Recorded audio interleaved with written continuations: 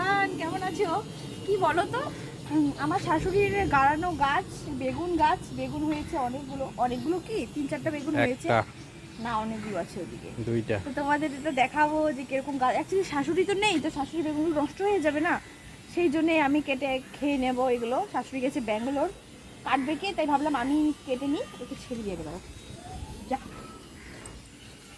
তাহলে কি, এই যে একটা, এই যে এটা হলো একটা গাছ, এই যে বেগুনটা, এগুলো আর বড় হবে না, দেখলেই বোঝা যায় শক্ত হয়ে গেছে তো।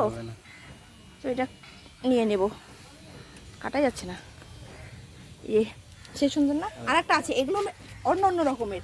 এ দেখো, এটা আবার সাইজ কিরকম লম্বা। এখানে আর একটা ছিল, কোথায় গেল?